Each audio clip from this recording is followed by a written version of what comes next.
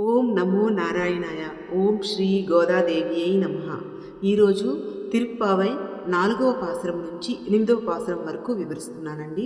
Please అండి వీడియోని like చేసి స్టార్ట్ చేయండి. ప్లీజ్ అండి, నచ్చితే లైక్ చేయండి ప్లీజ్. ఇమలై కన్నా ఒன்று நீ கை கரவேல் ஆலியில் புக்கு முகந்து கோடார் தேரி ஊலி முதல்வன் உருவம் போல் மேய் கரத்து பாலியந்தோலுடை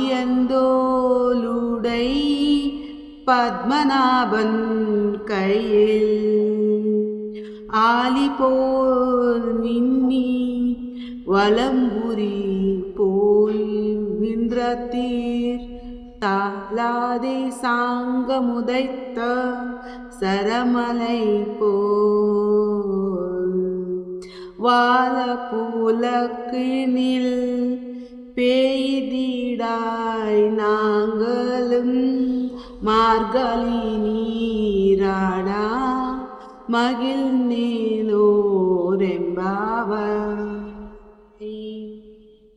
దీని అర్థం ఏంటో చూద్దామండి. 4వ పాసురం యొక్క అర్థం ఏంటో చూద్దాం. ఇప్పుడు అర్థం ఏంటంటే, ఓ సముద్రమంతటి గంభీరమైన వరుణుదేవా, నీ దాతృత్వములో ఏమాత్రము లోటు చేయకుండా, అంటే నీటిని దాచుకోకుండా సముద్రపు లోతుల్లోకి వెళ్ళి నీటిని గ్రహించి గర్జిస్తూ ఆకాశానికి ఎగసి ప్రళయకాలానికి కూడా మూలకారకుడైన ఆ ఆదిమూల నారాయణ దివ్యమంగళ రూపం వలె నల్లని వర్ణాన్ని సంతరించుకో.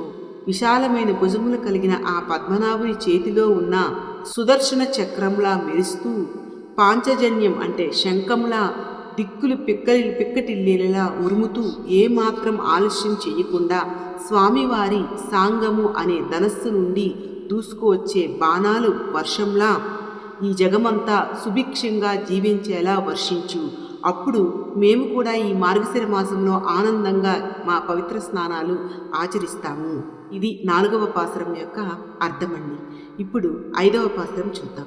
మాయనై మన్ను వడ మధురై మైందనై తూయ పెరు నీర్ యమునై తురైవనై అంటే అద్భుతమైన లీలలు చూపే మాయావి, ఉత్తర మధురకు తిరుగులేని నాయకుడు, స్వచ్ఛమైన జలాలతో నిండిన యమునా నది తీరవ విహారీ అయినవాడు అని అర్థమండి.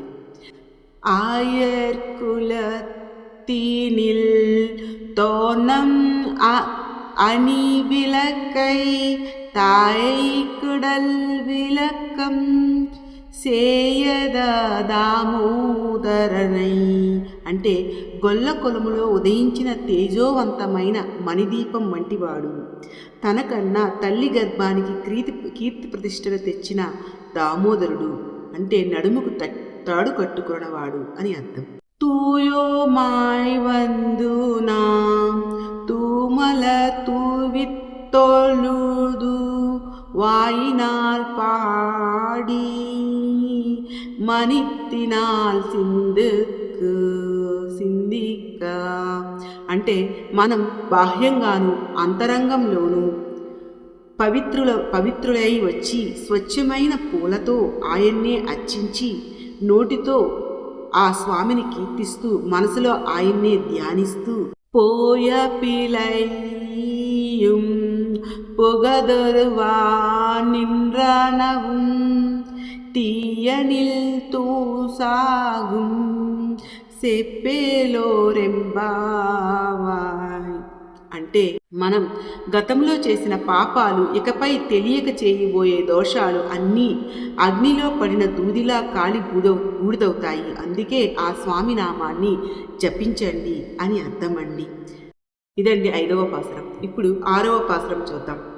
పుల్లం సిలింబినా கான் புல்லைரையன் கோயிலில் வில்லை விழிச்சங்கின் பேரரவம் కేటిలయ్యో అంటే దీని అర్థం ఏంటంటే, చూడు పక్షుల కిలకల రావాలు చేస్తున్నాయి. ఖగరాజైన గరుత్మంతుని ప్రభువు ఆలయంలో ఆ శ్వేతశంఖం చేస్తున్న శంఖారావం నీకింకా వినిపించటం లేదా అని అర్థమండి. పిల్లాయ్ ఎలుందిరాయ్ పేములైనంజుండు కళ్ళచ్చగడం కలక్కలియా కాలోచి అంటే, ఓ పిల్ల మేల్కొను, పూతన అనే రాక్షసి వక్షోజాలాల్లోని విషాన్ని పాలుగా స్వీకరించినవాడు. కపటపు బండి రూపంలో వచ్చిన యాయావి రాక్షసుణ్ణి అంటే శకటాసురుని ఒక్క తనుషుతో ముక్కలు చేసినవాడు అని అర్థం. వెల్లతారవిల్ తుయిల మరద్ద విత్తినై ఉళ్ళత్తుకుండు మునివర్గలం యోగిగలం అంటే పాలసముద్రములో ఆదిశేషులపై యోగనిద్రలో ఉన్న జగత్కారకుడైన ఆ బీజమును అంటే ఆ మూల విరాట్టును మునులు మరియు యోగులు తన హృదయాల్లో పదిలంగా నిలుపుకొని మెల్లయేలుందు అరియంద్ర పేరరవం ఉల్లంపుగుందు కులిర్ందేలోరెంబావాయ్ అంటే తమ హృదయములోని దైవం కదులుతాడేమో అన్నట్లు నెమ్మదిగా నిద్రలేచేవారు చేసే హరి హరి అను ఈ పవిత్ర నామస్మరణ మన హృదయాల్లో ప్రవేశించి మనస్సును చల్లబరుస్తుంది అంటే ఆనందాన్ని నిలుపుతుంది అని అర్థమండి. ఇది 6వ పాసరం. కీచు కీచండ్రింగుం ఆనైచాతన్ కలందు పేసిన పేచరవం కేటిలయో పేపెన్ని అంటే కీచు కీచుమని అంతటా భరద్వాజ పక్షులు ఒకదానితో ఒకటి కలిసి మాట్లాడుకుంటున్న శబ్దం నీకు వినిపించటం లేదా? ఓ పిచ్చి పిల్ల గాఢ నిద్రలో మునిగిన దానవా అని అర్థమండి. అసుంపిరాపం కలకలప్ప కైపేతు వాసనరుంకులల్ ఆయిచ్చియర్మత్తీనాల్ అంటే మెడలోని కాసుల దండలు ఆభరణాలు గలగలమని శబ్దం చేస్తుండగా సుగంధం వెదజల్లే కేశములు కలిగిన గొల్లబామల తమ ముంజేతులను కదిలిస్తూ ఓసైపడతా తైరవం కేటీలయ్యో నాయగప్పెన్పిలాయ్ నారాయణన్ అంటే కవ్వంతో పెరుగుని చిలుకుతున్న ఆ లయబద్ధమైన శబ్దం నీకు వినిపించటం లేదా? ఓ గోపికల నాయకురాల సాక్షాత్తు నారాయణమూర్తిని కేశవనై పాడువం నీ కేటికేడత్తియో దేశముడయ్యాయ్ తిరువేలోరెంబావాయ్ ఆ కేశవుని అంటే కేసి అనే రాక్షసుని సంహరించిన వానని మేము కీర్తిస్తుంటే అది వింటూ కూడా ఇంకా నీవు పడుకునే ఉంటావా?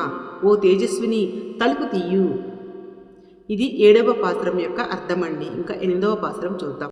కిల్వానం వెల్లండ్రు ఎరుమై చిరువీడు మేవాన్ పరందనకాన్ మిక్కుళ్ళ పిల్లైగులం అంటే తూర్పు దిక్కు తెల్లవారింది అంటే సూర్యోదయం అవుతుంది. బర్రెలు చిన్నగా మంచులో తడిసిన గడ్డిని మేయడానికి అంతటా విస్తరించాయి. చూడు, మిగిలిన గోపికలందరూ స్నానానికి బయలుదేరారు అని అర్థమండి.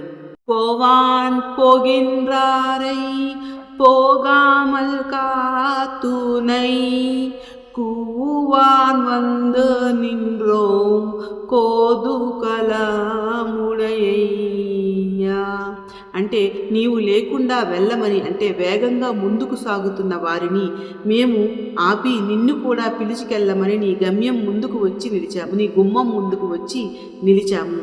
ఓ కుతూహలము అంటే కృష్ణ భక్తిలో ఉత్సాహం గల అమ్మాయి. పావాయ్ ఎలుందిరాయ్ పాడి పరై కొండు மாவாய் పిలందానై మల్లరై మాటియా అంటే నిద్రలే తల్లి, కేసి అనే రాక్షసుని అంటే గుర్రపు నోరు చీల్చిన వారిని, చాణూరా ముష్టికులనే మల్లయోధులను మట్టి కరిపించిన వారిని మనం గానం చేస్తూ ఆశించిన ఫలితాన్ని పొందుదామా అని అర్థమండి. దేవాది దేవనై సెన్రుణాం సేవిత్తాయ్ ఆవావెన్రారాయాందు అరులేలోరెంబావాయ్ అంటే ఓ దేవాది దేవుని, ఆ దేవాది దేవుని వద్దకు మనమే స్వయంగా వెళ్ళి సేవిస్తే ఆయన మనపై జాలిపడి ఆహా అయ్యో అని కరుణతో మన విన్నపాలను విచారించి తప్పక అనుగ్రహిస్తాడు అని అర్థమండి. ఇది 8వ పాసురం. మళ్ళీ రేపు ఇంకొక పాసురంతో కలుద్దామండి. మీకు వీడియో నచ్చింది అనుకుంటున్నాను. ప్లీజ్ అండి లైక్ చేయండి. నా ఛానల్లో మొదటి పాసురం నుంచి ఉన్నాయి, ఒకసారి వెళ్ళి చూడండి. నచ్చితే నా ఛానల్ని సబ్స్క్రైబ్ చేసుకోండి ప్లీజ్ అండి. శ్రీగోదాదేవి నమః.